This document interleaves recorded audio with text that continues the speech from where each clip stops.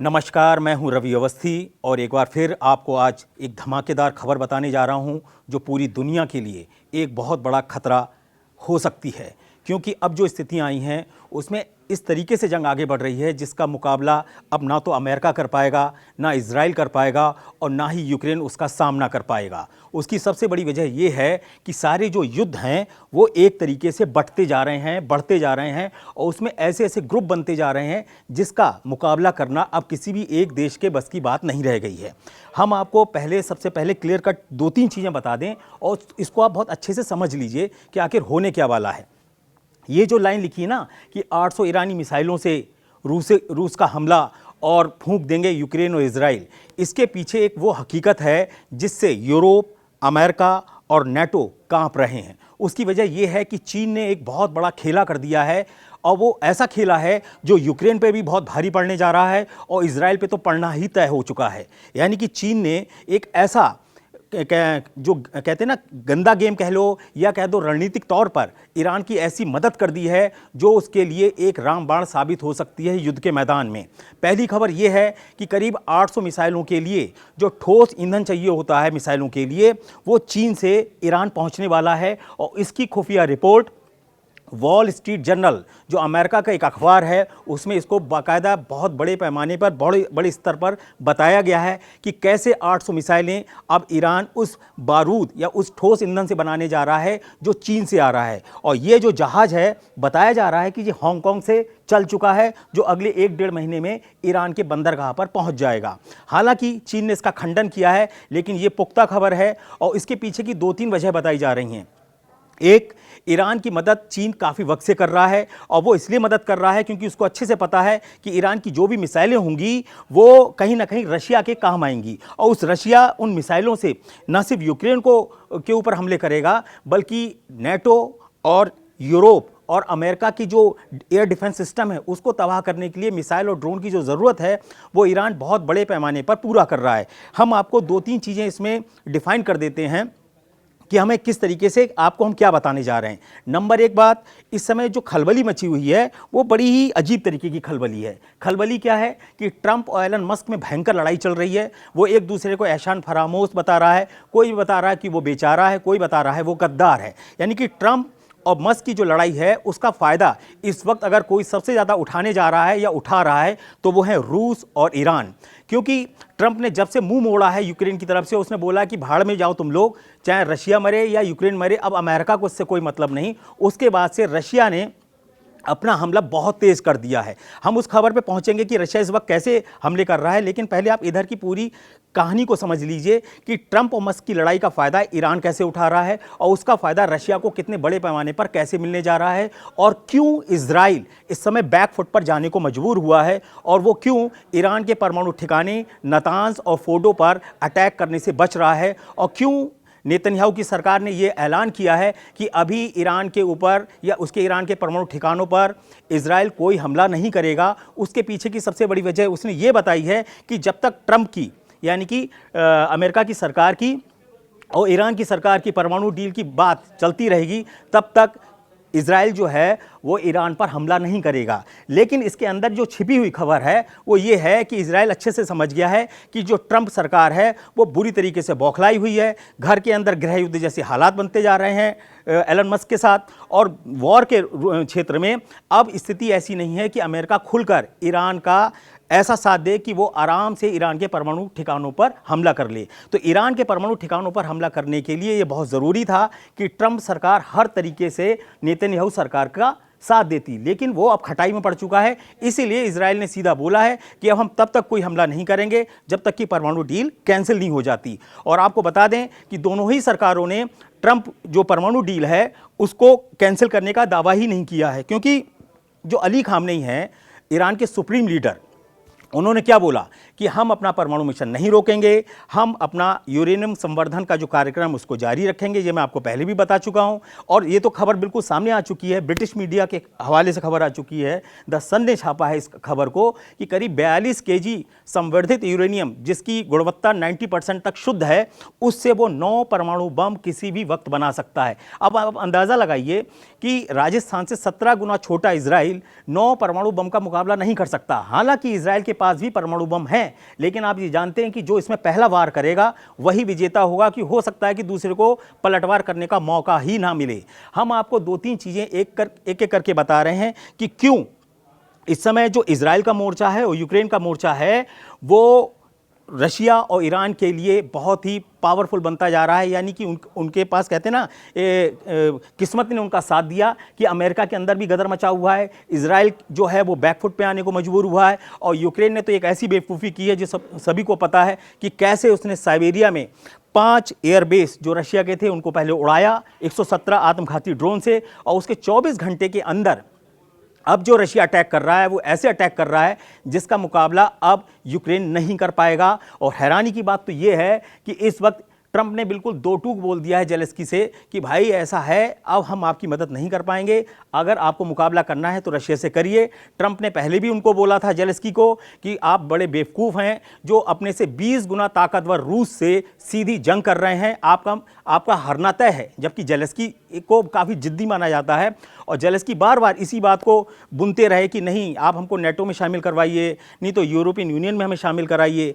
और जेलेंस्की का मन ये है कि किसी तरीके से यूरोप और नेटो भी इस जंग में कूद पड़े ताकि यूक्रेन को बचाया जा सके। इसीलिए इतना बड़ा एयर स्ट्राइक जो उसने ड्रोन से किया रशिया के अंदर, उसके पीछे का मकसद ये था कि अगर लड़ाई बहुत बड़े पैमाने पर होगी और रशिया कहते हैं नहीं बौखलाहट में कोई बहुत बड़ा बम या एटम बम टाइप का कोई अटैक करेगा तो दुनिया उसके साथ में चली जाएगी। जेलेंस्की की जो कैलकुलेशन थी उसको भी भोथरा कर रहे हैं पुतिन ने ट्रंप से 75 मिनट बात की और उन्होंने बोला कि देखिए जो रशिया के ऊपर अटैक हुआ है एयरबेस पे, वो यूक्रेन की पहुंच से लगभग 4000 किलोमीटर दूर पे थे, लेकिन यूक्रेन ने वहां तक हमारे ऊपर ड्रोन से हमला किया, कंटेनर में भर भर के ड्रोन लाए गए और 18 महीने की कहते हैं नहीं तैयारी के बाद रशिया के ऊपर एक बड़ा अटैक किया गया और उसके 41 लड़ाकू विमान जिसमें परमाणु बॉम्बर थे उनको सबको उड़ा दिया गया, जिसमें A-50 हम पहले भी बता चुके हैं जो जासूसी विमान था रशिया का, उसका सबसे बड़ा नुकसान है। वो अकेला एक विमान ही 3000 करोड़ का था, लड़ाकू विमान जो जासूसी करता था। अब यह सवाल आता है कि जेलेंस्की ने जो अटैक किया उसके बाद वो क्या मान के चल रहे थे कि रशिया शांत बैठेगा। रशिया बिल्कुल शांत नहीं बैठा है। रशिया जो अभी की सबसे ताज़ी खबर है वो ये है कि कजाकिस्तान रक्षा मंत्रालय ने दावा किया है कि रूस ने ओर्शेनिक हाइपरसोनिक बैलिस्टिक मिसाइल से अटैक करने की तैयारी शुरू कर दी है, जिसके कुछ टुकड़े जो परीक्षण किया जाता है तो उसके कुछ टुकड़े गिरते हैं मिसाइलों के। उससे यह ऐसा अनुमान लगाया जा रहा है कि जो ओर्शेनिक मिसाइल है वो अब किसी भी वक्त यूक्रेन पर बरसना शुरू हो जाएगी। और आपको बता दें ओर्शेनिक मिसाइल से पहला अटैक नवंबर 2024 में यूक्रेन के निप्रो शहर पर रशिया कर चुका है, जिसमें 6 वॉरहेड्स हैं। उन 6 वॉरहेड्स के अंदर 6 वॉरहेड्स और हैं, यानी कि वो एक ऐसी ताकतवर मिसाइल है जिसका धमाका इतना भयानक होता है कि अगर सूरज के तापमान जो सूरज की सतह होती है उसका तापमान इतना भयंकर होता है, वैसा तापमान उस मिसाइल के धमाके से पैदा होता है। तो रशिया इसलिए इस मिसाइल से अटैक करने की सोच रहा है क्योंकि ओर्शेनिक को परमाणु हथियार नहीं माना जाता है उसके वॉरहेड्स के हिसाब से। है वो परमाणु क्षमता से लैस, अगर करना चाहेंगे वो कर सकते हैं, लेकिन जो उसके अंदर धमाका है, जो उसकी स्पीड है 12300 किलोमीटर प्रति घंटे की, वो अपने आप में किसी परमाणु धमाके से कम नहीं है। यही वजह है कि ओर्शेनिक का जो परीक्षण है वो पिछले 12 घंटे में रशिया ने कर लिया है और खबर आ रही है कि अगले 24 से 26 घंटे के अंदर कुछ की पॉइंट्स हैं जो यूक्रेन के, वहाँ पर रशिया की ओर्शेनिक मिसाइल पक्का धमाका करेगी। और अगर वो वॉर हेड्स के साथ धमाका करेगी तो आप ये मान के चलिए कि जैसे सूरज की धरती तप रही है ना, भभक रही है, धधक रही है, वैसा तापमान यूक्रेन के शहरों को झेलना पड़ेगा और वो जो तबाही होगी वो किसी भी परमाणु बम से कम नहीं होगी। और तीसरी खबर इसके अंदर इंपॉर्टेंट ये है कि ईरान ने भी इस मौके का फ़ायदा उठाया है। जिस तरीके से ट्रंप जो हैं वो बैकफुट पे गए, धमकियां उन्होंने बहुत दी, गीदड़ भभकी बंदर घुड़की सब कुछ ट्रंप कर चुके हैं। उन्होंने रशिया को बोला देखिए साहब आप मान नहीं रहे हैं, आप यूक्रेन में इतने बड़े अटैक कर रहे हैं, ये मत कहिएगा कि कल को हमको भी जंग में उतरना पड़ा। लेकिन उनकी हिम्मत नहीं है। हिम्मत इसीलिए नहीं है क्योंकि वो पुतिन की नेचर को बहुत अच्छे से जानते हैं। पुतिन एक ऐसे कहते हैं ना कमांडर हैं जो जो शुरू से ही हमेशा ना कठिन और भीषण जो फैसले हैं उसको लेने के लिए विख्यात हैं। इसीलिए पुतिन का जो नेचर है वो ऐसा माना जाता है कि अगर एक बार वो जिद पकड़ ली कि मुझे करना है तो करना है। वैसे भी आपको बता दें, रूस के कुछ कमांडर्स ने बोला है अपने सैनिकों को और बटालियंस को एक ऐसी भाषण में कि अगर जंग जीतनी है तो जंगली बन जाओ और फरिश्ते की जगह शैतान बन जाओ। यानी कि उन्होंने बोल दिया कि अब जो जंग होगी उसमें आपको रहम नहीं दिखाना है कि वहाँ पे बच्चा है, वहाँ पे औरतें हैं, वहाँ पे आवासीय बिल्डिंग है। बोले जो जहाँ टारगेट में जहाँ दुश्मन फिट बैठता है, अगर वो आवासीय इलाके में छुपे हुए हैं तो वहाँ अटैक करो। वहाँ ये मत सोचो कि वहाँ बच्चे हैं, महिलाएं हैं या बूढ़े हैं। तो जो कॉन्सेप्ट अब लेके आ रहा है रशिया कि जंग जीतना है तो जंगली बन जाओ, फरिश्ते की जगह शैतान बन जाओ, तो इससे आप अंदाज़ा लगा सकते हो कि रशिया का अब जो बदला है ना 5 एयरवेज का, वो कितना खूनी और खूंखार होने वाला है। तीसरी इंपॉर्टेंट बात कि रशिया ने जो अभी अटैक किए हैं 24 घंटे के अंदर, उसमें 460 ड्रोन सीधे यूक्रेन के 12 शहरों पे मारे हैं और 45 से ज़्यादा बैलिस्टिक मिसाइलें भी हैं जो मारी गई हैं, जिसमें इस्कंदर मिसाइल का नाम बहुत आ रहा है कि इस्कंदर मिसाइल ने अंधाधुंध तरीके से यूक्रेन के शहरों को तबाह किया है।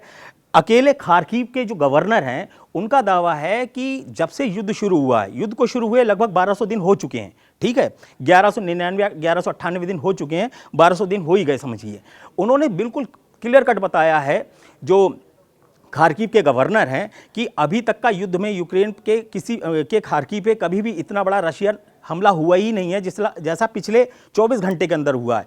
मेयर का यहाँ खार्किव के मेयर का यहाँ तक दावा है कि अभी हम नुकसान का यानी कि जान माल के नुकसान का अंदाज़ा नहीं लगा पाए हैं, क्योंकि रशिया के जो अटैक हैं वो सीरियल अटैक की तरह हो रहे हैं। मतलब हर 15 मिनट के अंदर 10 मिनट के अंदर 3 से 4 बड़े धमाके हो रहे हैं। इसलिए उन्हें बचाने का या कहते हैं ना मौतों का आकलन करने का मौका ही नहीं मिल रहा है। अब आते हैं ऐसी स्थिति में कि अमेरिका और इजराइल की जो स्थिति वो क्या है और ईरान इसका कैसे फ़ायदा उठा रहा है। ईरान को एक सबसे बड़ा खतरा था कि उसके नातांज और फोर्डो परमाणु ठिकानों पे इजराइल और अमेरिका मिलकर हमला करेंगे, और इसीलिए जो डियो गार्जिया नौसैनिक अड्डा है अमेरिका का, वहाँ पर B-2 बॉम्बर्स खड़े थे जिनमें GBU-57 बॉम्ब, जिसको बंकर बस्टर बम का भी बाप बोला जाता है, वो तैयार थे ताकि जब इजराइल अटैक करे F-35 और 15EX फाइटर जेट्स के साथ, तो उसके ठीक बाद B-2 बॉम्बर्स GBU-57 बॉम्ब को गिराएगा फोर्डो और नातांज पर, ताकि पूरी फैसिलिटी को तबाह कर दिया जाए। लेकिन पुतिन ने जो 75 मिनट बात की 4 जून को, उसके बाद से ट्रंप के हाथ पांव फूल गए। पता नहीं उस 75 मिनट की बातचीत में ट्रंप ने पुतिन को, कहते नहीं, पुतिन ने ट्रंप को ऐसा क्या समझा दिया या क्या धमका दिया कि ट्रंप ने तो बिल्कुल कन्नी काट ली। इजराइल से बोला भैया ऐसा है, अभी तुम अटैक करोगे तुम जानो। वैसे भी इजराइल अगर ईरान पे अटैक करना चाहता है तो उसे 2200 किलोमीटर का, कहते हैं ना, एक फासला तय करना पड़ेगा, और बहुत बड़ा अटैक करने के लिए इतनी सामर्थ्य अमेरिका के बिना इजराइल की अभी नहीं है। तो ऐसी स्थिति में अब एक ही विकल्प बचता है कि इजराइल चुपचाप बैठ जाए और जो गाजा में चल रहा है वो उसी से संतुष्ट हो ले कि वहाँ वो बम मार रहा है, कोई उसे रोक नहीं रहा है। अभी मैं आपको गाजा की थोड़ा सा अपडेट दूंगा, लेकिन पहले ईरान के ऊपर आते हैं। ईरान के बारे में बताया जा रहा है कि जो पिछले दिनों में जो उसने अंधाधुंध मिसाइलें रशिया को दी अटैक करने के लिए, उससे क्या हुआ, उसका जो गोदाम था वो काफ़ी हद तक खाली हुआ। इसीलिए जो 800 बैलिस्टिक मिसाइलों का जो बारूद, अमोनियम परपोनेट होता है, एक रसायन होता है, वो चीन से पहुंच रहा है। तो चीन भी इस समय अंधाधुंध रॉ मटेरियल को पहुंचा रहा है हांगकांग के जरिए, क्योंकि हांगकांग आपको पता है पहले तो अलग था, लेकिन बाद में चीन के ही उसमें आ गया अंडर में। जैसे वो ताइवान को चाहता है वैसे हांगकांग उसके पास आ चुका है। अगला टारगेट जो है वो ताइवान है, ये हम सभी को पता है।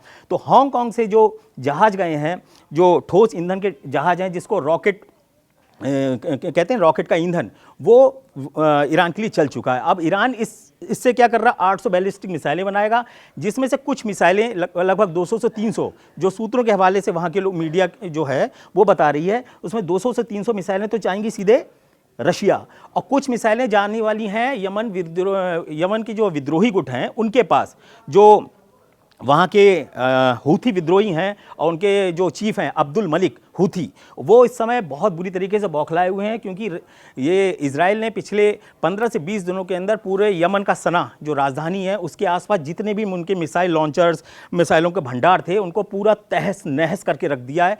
तो यमन के पास मिसाइलों की भारी कमी हुई है। हालांकि यमन की हूथी विद्रोहियों ने जो धोती पहनते हैं AK-47 लिए घूमते रहते हैं, उनको लोग अनाड़ी लड़ाका समझ रहे थे, लेकिन उन्होंने खिलाड़ी होकर दिखाया कि कैसे उन्होंने MQ-9 ड्रोन अमेरिका के उड़ा दिए। तो इससे जो है वो ईरान का हौसला बढ़ा, इससे जो है वो रशिया का हौसला बढ़ा कि भाई ये तो बड़े सही लड़ाके हैं, ये बीच में एक ऐसा गुट है हमारे पास जो इजराइल के ऊपर भी हमला कर सकता करने की क्षमता रखता है और अमेरिकी हमले का मुकाबला भी कर सकता है। इसीलिए दावा किया जा रहा है कि ये जो 800 ईरानी मिसाइलें हैं जिनसे रशिया हमला करेगा, उसके साथ साथ यमन हूथियों को भी वो मिसाइलें दी जाएंगी, ऐसी खबरें आ रही हैं।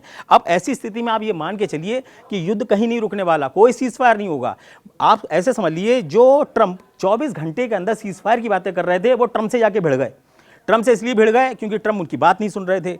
असल में ट्रंप और एलन मस्क के अंदर एक बड़ी दिक्कत है, दोनों कहते हैं ना घोर जिद्दी और ईगोइस्टिक जिसको बोलते हैं वो हैं।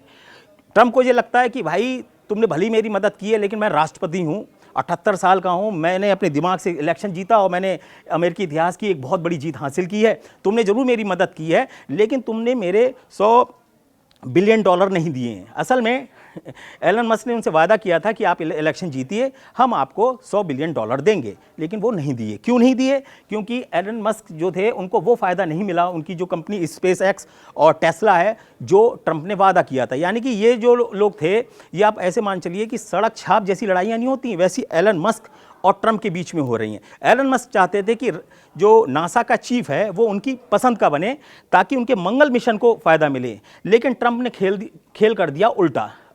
ट्रंप ने क्या किया, नासा का चीफ उसको चुना जो एलन मस्क को बिल्कुल भी पसंद नहीं था। इसलिए एलन मस्क ने खुली बगावत कर दी और उन्होंने बोला कि आप ट्रंप किस ज़माने की बात कर रहे हैं, आपने मुझे DOG का चीफ बनाया। DOG क्या है? Department of government efficiency. ये इसका चीफ क्यों बनाया गया? इसका चीफ इसलिए बनाया गया था मस्क को कि वो खर्चों में कटौती करेंगे, लेकिन ट्रंप ने कुछ ऐसा किया कि खर्चे वहाँ बढ़ते ही चले गए और उन्होंने किसी भी तरीके की राहत मस्क को नहीं दी। अब मस्क को एक चीज़ और मानी जाती है, मस्क को माना जाता है कि वो जो हैं वो रशिया के एक तरीके से करीबी हैं या रशिया के सपोर्टर हैं और पुतिन के करीबी माना जाता है, पुतिन का सपोर्टर माना जाता है। इसीलिए ट्रंप ने इलेक्शन के दौरान ट्रंप जो पुतिन थे उनकी बहुत तारीफ़ की कि पुतिन बहुत बढ़िया है, पुतिन मेरी हर बात मान जाएंगे। वो इसलिए कह रहे थे क्योंकि मस्क उनको समझा रहे थे कि सर अगर आप हमारे साथ हमारी बात मानेंगे तो हम आपको इलेक्शन भी जिताएंगे और पुतिन और जो इसका युद्ध रोकने का क्रेडिट है वो सारा आपको मिलेगा, हो सकता है आपको नोबेल पुरस्कार मिल जाए। वो जो नोबेल पुरस्कार का कहते हैं ना ख्वाब देख रहे थे ट्रंप, वो उसमें गड़बड़ हो गई। अब मस्क ने बोल दिया कि ऐसा है, आपसे बड़ा एहसान फरामोश मैंने नहीं देखा, मैं जानता ही नहीं था कि आप इतने घटिया इंसान हो कि आपने जो बातें तय की थी वो कर ही नहीं रहे हो। अब एलन मस्क ने खुद खुलासा करा है कि अमेरिका के ऊपर 3200 यानी कि 3200 लाख करोड़, सुनिए ध्यान से, 3200 लाख करोड़ का कर्ज है और जितनी आमदनी अमेरिका की होती है उसका 25% ब्याज देने में जा रहा है। अगर यही हाल रहा तो बहुत जल्दी अमेरिका दिवालिया हो जाएगा। अब समझिए, अमेरिका दिवालिया हो जाएगा, ये खबर सामने आ गई। ट्रंप की और एलन मस्क की लड़ाई हो गई, ये सामने आ गई। उधर ओर्शनिक मिसाइलों से यूक्रेन पे हमला होने जा रहा है और होने लगा है, वो खबर सामने आ गई। ईरान के पास 800 मिसाइलों का बारूद चीन से पहुंच गया, वो खबर सामने आ गई। अब आप खुद समझ लीजिए ये तस्वीर कहां से कहां जा रही है। इजराइल जो है वो विड्रॉ कर गया है कि अभी हम ईरान पे कोई परमाणु अटैक नहीं करेंगे, क्योंकि जब तक उनकी परमाणु डील फाइनल नहीं हो जाती। 5 राउंड की डील की बात, परमाणु डील की बात अमेरिका और ईरान की हो चुकी है। अमेरिका को बहुत परवाह है कि वो बात मान जाएगा, लेकिन वो मान ही नहीं रहा है। कुल मिलाकर हालात ये हो गए हैं कि अब रूस और ईरान तय करेंगे कि जंग का नतीजा क्या हो सकता है। लेकिन हाँ, एक इसमें खतरनाक बात है। खतरनाक बात यह है कि यूरोप और नेटो और यूरोपियन यूनियन जो हैं वो इस आग को बुझने नहीं देंगे। उसकी वजह यह है कि ब्रिटेन ने ऐलान किया है ब्रसेल्स में कि हम 1 लाख आत्मघाती ड्रोन यूक्रेन को देंगे अप्रैल 2026 तक। अब आप अंदाज़ा लगाइए, जब 117 आत्मघाती ड्रोन, जिनको FPV बोलते थे, बहुत ही छोटे स्तर के ड्रोन थे, उससे रशिया को इतना भयंकर नुकसान हुआ, तो आप अंदाज़ा लगाइए जो फुल फ्लैश्ड कहते हैं ना, जिसमें रॉकेट जेट ड्रोन होंगे और तरह तरह के आत्मघाती ड्रोन होंगे, और ऐसी संख्या अगर 1 लाख आत्मघाती ड्रोन अगर जेलेंस्की के हाथ लग गए तो जेलेंस्की जो है वो हिटलर से आगे निकल जाएंगे, ये तय है। और जेलेंस्की के पास अगर ताकत आई तो आप ये मान के चलिए वो किसी की सुनने वाले नहीं है। वो हम लोग देख चुके हैं कि कैसे ट्रंप और जेलेंस्की खुलेआम भयंकर लड़ाई हुई थी, और जिसका नतीजा हम लोग सब लोग देख चुके हैं। अब मैं आपसे सिर्फ एक बात और कहना चाहता हूं कि जो हालात अभी चल रहे हैं उसको देखते हुए हम ये कह सकते हैं कि ये युद्ध रुकने वाला नहीं है। कुल मिलाकर जो बाजी है वो रशिया और ईरान के हाथों में साफ जाती हुई नजर आ रही है, और हमें बहुत जल्द कुछ ऐसे खुलासे देखने को मिलेंगे जिससे ये साबित हो जाएगा कि ट्रंप की बेवकूफ़ी, मस्क की अपनी महत्वाकांक्षा, और कहते हैं ना नेतन्याहू की जिद, इन सब ने मिलकर पूरा जो इलाका है उसको बारूद के ऐसे ढेर पर बैठा दिया है जहां अब बिना तबाही के, ये बड़ी तबाही के, ये युद्ध नहीं रुकेगा। अगले 24 से 26 घंटे के अंदर जो भी बड़े डेवलपमेंट होंगे मैं आपके पास फिर हाजिर होऊंगा उन खबरों को लेकर।